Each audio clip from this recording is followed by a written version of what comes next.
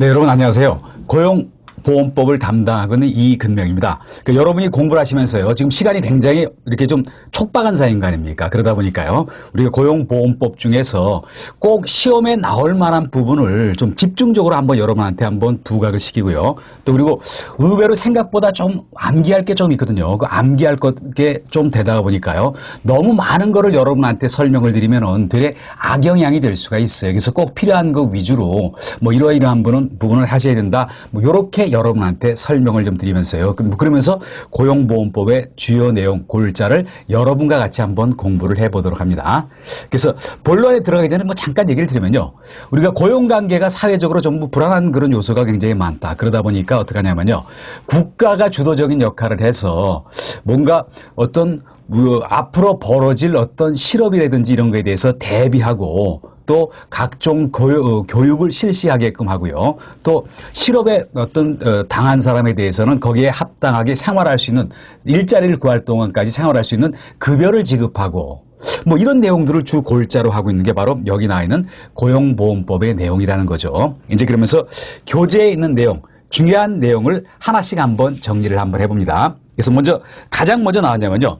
이 법의 재정 목적이 뭐다 하는 게 가장 먼저 나왔어요. 근데 이런 거는 우리가 고용보험법뿐만 아니라 다른 법들도 그 법의 일조에서 그 법을 제정한 목적이 뭔가 이게 나왔다는 거 아닙니까? 그래서 이 목적을 보게 되면 뭐냐면요. 고용보험법이 추구하고자 하는 방향 또 그 내용 이런 따위를 여기서 설명해 놨다는 거 아닙니까? 그래서 뭐라고 나왔죠? 이 법의 목적 중에서도 내용과 관련되는 내용들은 뭐였냐면요. 이런 내용을 우리가 여러분과 같이 공부한다는 거 아닙니까? 실업의 예방 이런 얘기가 있었죠. 실업의 예방. 아직 실업자가 발생은 안 했지만 사회가 날로 복잡해지고 어떤 경제 구조라든지 경제 상황의 변화가 크다 보니까요. 언제 실업자가 될 수가 있을 수도 있어요. 뭐 여러분이라든 누구든 될 수가 있어요. 그러다 보니까 실업을 예방을 한다. 아직 벌어지진 않았지만 앞으로 일어날 거에 대해서 대비를 한다는 거 아닙니까? 그리고 뭐냐면요. 그것뿐만 아니라 고용을 촉진한다. 자꾸 뭐 일자리를 만들게끔 하고 또 고용이 일어나도록 촉진한다. 그리고 그 다음에 어떤 얘기가 있냐면요. 실업을 예방하고 고용을 촉진한다. 그러기 위해서 뭐를 하냐면요. 근로자의 직업 능력 개발과 향상을 깨운다고 한 거 아닙니까? 근로자의 직업 능력 향상과 개발을 꾀한다. 근로자한테 꾸준히 직업 능력 향상할 수 있는 그런 어떤 프로그램에 의해서 교육을 시킨다. 내가 이 직장에서 끝나더라도 다른 직장으로 가서 근무할 수가 있게 한다. 이런 내용들을 여기서 담고 있다는 거 아닙니까? 그러면서 뭐냐면요. 어떤 직업 소개 기능 등도 강화하면서 조금 더 나가서 한번 예를 들면 어떤 얘기냐면요.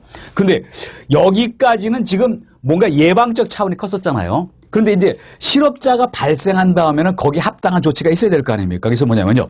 만약 실업이 발생한 경우에 어떤 얘기를 했냐면요. 어떤 생활에 필요한 급여를 실시한다는 얘기 했잖아요. 생활에 필요한 급여를 실시한다. 지금 한번 이렇게 여러분 생각해 봅니다.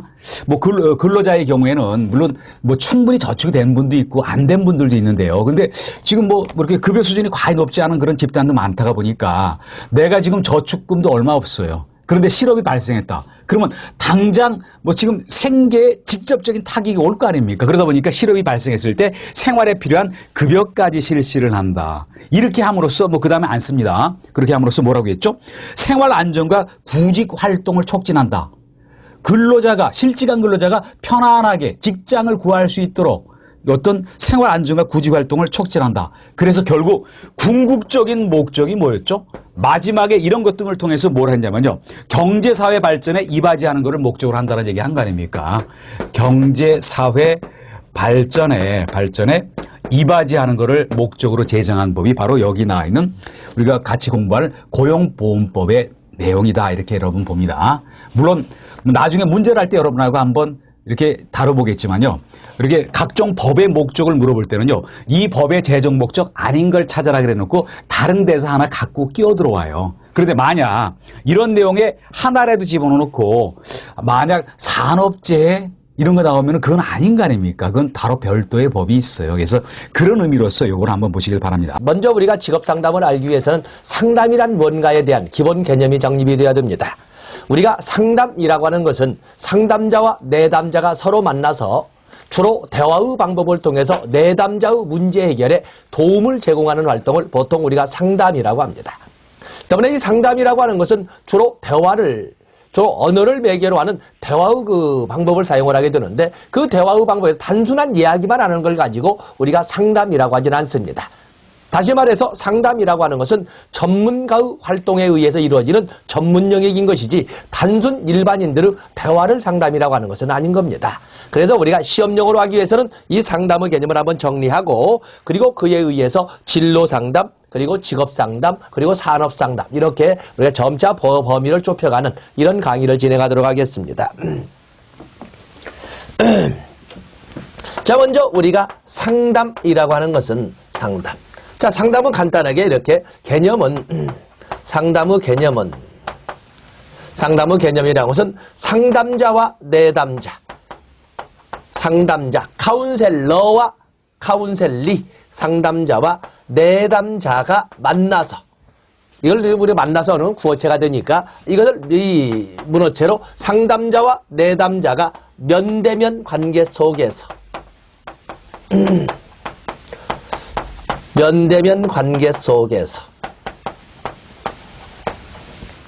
주로 언어를 매개로 하여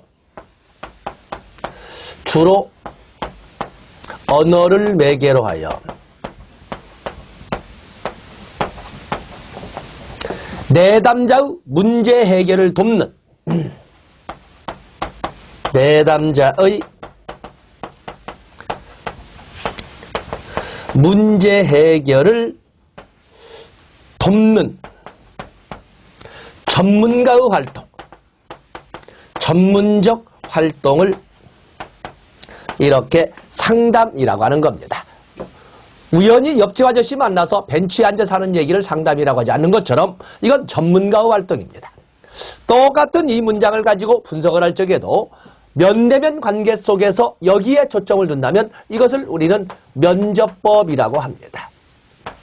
소위 면접법이라고 하는데 이 면접법이라는 것은 서로 얼굴을 맞대고 하는 것처럼 서로 얼굴을 마주보면서 면접법이라고 하고 만약에 똑같은 용어에서 사용할 적에 주로 언어를 매개로 하여 하는 영역에 초점을 둔다면 이것을 우리는 서로 마주보고 이야기한다 해서 상담이라고 이렇게 설명할 수 있는 겁니다. 그래서 여러분 지금 내일 적어드리는 것은 시험에 문제가 나올 적에 면접이라고 문제가 나오던 상담이라고 문제가 나오던 그 문제는 같은 문제라고 여러분들이 염두에 두고 접근하시면 되는 겁니다.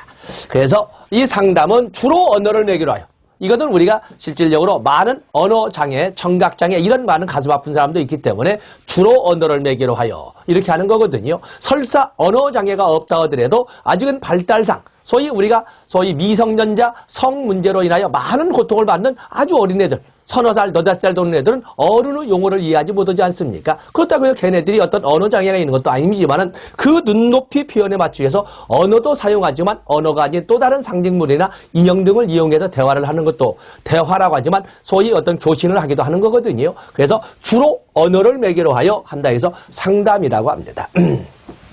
상담에 보통 우리가 상담의 3대 구성 요소 상담의 3대 구성 물론 이렇게 3대 구성 요소라고 내가 억지로 이 판을 짜는 것 같습니다만은 이것은 오늘날에는 옛날과는 달리 워커 중심이 아니라 클라이트 중심 공급자 중심이 아니라 수요자 중심 생산자 중심이 아닌 소비자 중심인 것처럼 상담자 중심의 시대에서 이제는 내담자 중심의 시대로 이렇게 돌아왔거든요. 그렇기 때문에 어떤 상담의 원칙보다는 상담의 내용에 초점을 두는 이런 시대이기 때문에 오늘날에는 인간 중심 상담이라고 합니다. 그래서 3대 구성 요소에는 뭐 뒤에도 다룰 때가 있겠습니다. 3대 구성 요소에는 수용,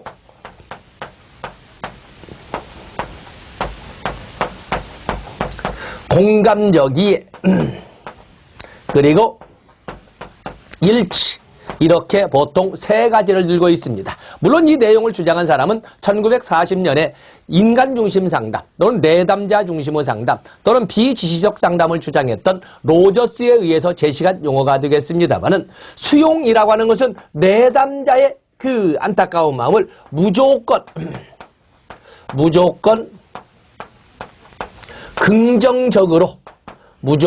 긍정적으로 받아들이는 것을 우리가 수용이라고 합니다. 뭐 수용에 대한 자세한 내용은 또 뒤에서 바라보겠습니다. 어쨌든 무조건 상담자의 하는 말이나 상담자의 행동을 무조건 긍정적으로 받아들이는 것을 우리는 수용이라고 하고 있는 겁니다.